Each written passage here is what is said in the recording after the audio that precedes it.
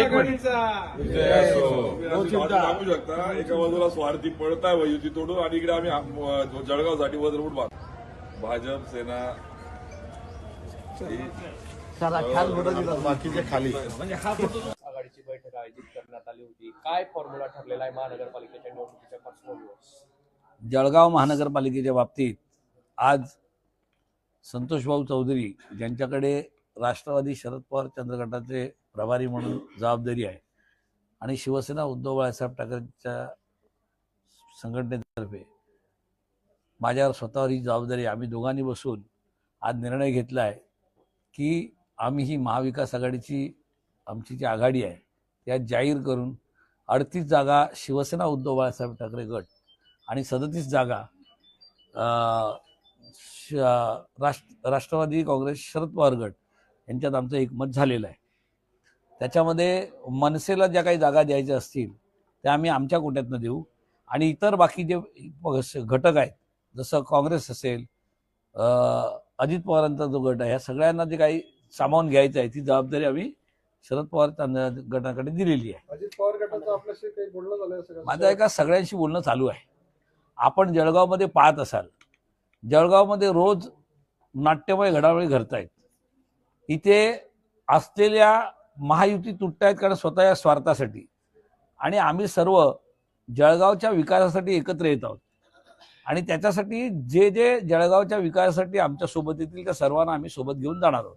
कशा संदर्भात त्यांनी काही तुमच्याकडे मागणी केली का? राष्ट्रवादी शरद पवार सगळ्या गोष्टी तुमच्याकडे थोड्या थोड्या वेळाने कळतील. सगळ्याच तुम्हाला आज लगेच सांगायची गरज नाही.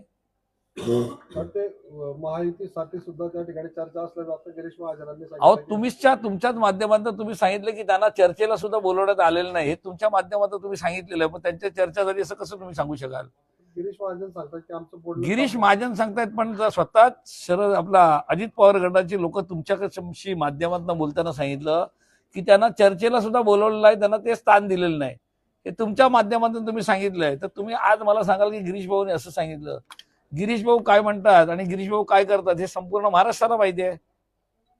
तुमच्या दोन्ही पक्षातही मध्ये बिनसलं होतं उद्धव ठाकरे गट असेल. माझा एका प्रश्न बिनसला नसतं. लक्ष राजकारणात काही बिनसत नाही. छोट्या छोट्या शब्दात सांगितलं होतं की आता युती होणार नाही, आघाडी होणार नाही. एक लक्षात घ्या, परत सांगतो, राजकारणात काही गोष्टी झाल्या असतील, चर्चा होतात, कार्यकर्त्यांची मनं सांभाळावी लागतात आणि त्याच्यानंतर जसं संतोष भाऊंसारखे वरिष्ठ आहेत, आमच्याकडे उन्मेष दादा आहेत, करण दादा आहेत, आम्ही सगळे एकत्र बसल्यानंतर त्याच्यातनं मार्ग निघतो.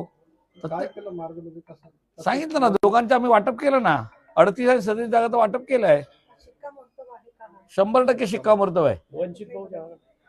वंचित पण आपल्यासोबत सगळ्या घटक पक्षांना जे आहे ते शरदचंद्र पवार गटांच्या त्यांच्या ह्याच्यातनं गोटातनं ते जागा देतील. आम्ही मनसेला आमच्या गोटातनं जात घेऊ.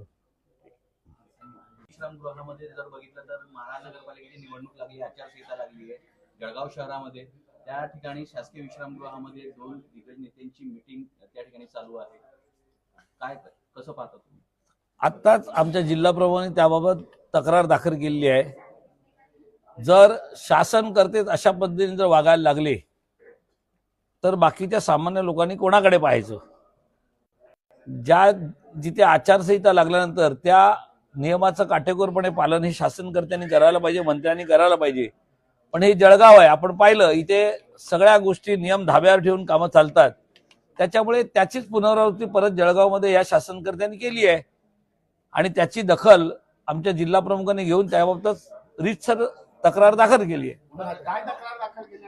आयुक्तांकडे तक्रार दाखल केलेली आहे, सॉरी कलेक्टरांकडे, जिल्हाधिकाऱ्यांकडे तक्रार दाखल केली आहे की आचारसंहितेचा भंग करून शासकीय जी जागा आहे त्याचा वापर करण्यात आलाय म्हणून. त्यावर मंत्री गिरीश महाजन असे बोलले की माझी ट्रेन लेट होती, मला वॉशरूमसाठी थांबावं लागलं. नाही, वॉशरूमसाठी 2 तास कोण थांबत नाही ना. 1:30 वाजल्यापासून 4 वाजेपर्यंत वॉशरूम मध्ये थांबण्यासारखं एवढं काय गंभीर आजार त्यांना झाला की त्यांना 2.5 तास वॉशरूम मध्ये थांबायला लागलाय.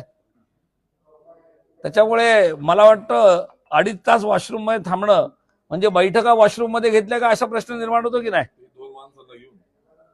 आणि सोबत बाकीच्या मंत्र्यांना सुद्धा वॉशरूम मध्येच घेऊन जावं लागलं का? आमदार होते, मंत्री होते आणि हे आपल्याला आपल्या माध्यमातून मला वाटतं तुम्ही दाखवले सुद्धा आहे की कशा गाड्या आल्या, कसे उतरले, कसे 2-2.5 तास बसले. त्यांना उत्तर काय, खोटं बोलला पण रेटून बोला, हा त्यांचा कार्यक्रम आहे पहिला. आज महाविकास आघाडीची या ठिकाणी बैठक पार पडली आहे. काय फॉर्म्युला ठरलाय आपला?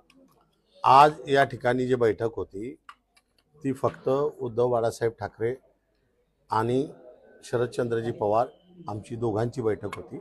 दोघांच्या बैठकीमध्ये आमचं असं ठरलेलं आहे की 38 जागा या उद्धव बाळासाहेब ठाकरे गटाला आणि 37 जागा शरदचंद्रजी पवार गटाला अशा आम्ही वाटून घेतल्या आहे 75 सीट्स. आणि 75 सीट्समध्ये मनसेचं जे आहे ते उद्धव बाळासाहेब ठाकरे गटाकडे आम्ही दिलं आहे. आणि बाकीच्यांशी ज्यांच्याशी माझी चर्चा चालू आहे, मग काँग्रेस असेल, MIM असेल, आपलं वंचित असेल, यांच्या सर्वांना ज्या काही जागा द्यायच्या असतील त्या आम्ही शरदचंद्रजी पवार गटातून त्या ठिकाणी त्यांना देणार आहोत. अजित पवार गट आपल्या सोबत येणार असल्याची चर्चा आहे. अशी चर्चा आहे, परंतु अजून माझी कोणाशी काही चर्चा नाही आहे. यदि ते आपल्या सोबत आले तर किती जागा आपण देण्याची इच्छुक आहोत? त्याच्याबद्दल जोपर्यंत ते येत नाही त्याच्याबद्दल मी बोलू शकत नाही.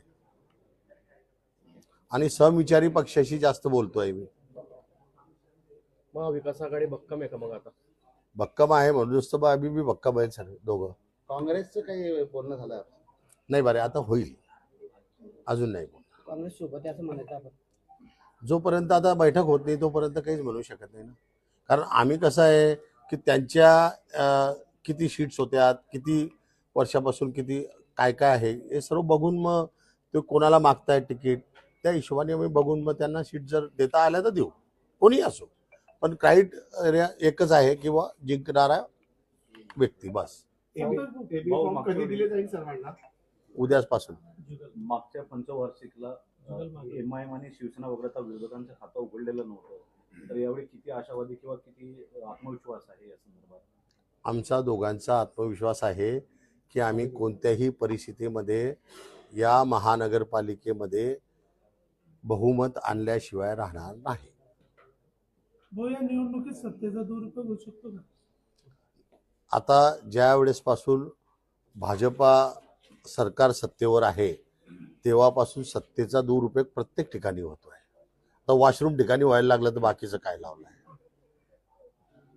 महापौर पदासाठी कोणी चेहरा वगैरे अजून ठरलेला आहे की नाही, अजून महापौर पदासाठी काही चेहरा ठरलेला नाही. ते शेवटी दोघं पक्षाचे जे नेते आहेत, आदरणीय उद्धव बाळासाहेब ठाकरे जे आमचे उद्धव ठाकरे साहेब आणि आदरणीय पवार साहेब, हे जे ठरवतील तो महापौर होईल. कोणत्या पक्षात? कोणत्याही पक्षात, दोघं जे ठरवतील ते त्या पक्षात. गिरीश महाजनांनी आपल्याला निवडणुकीत स्वागत केलं किंवा तुम्ही समोर आहे.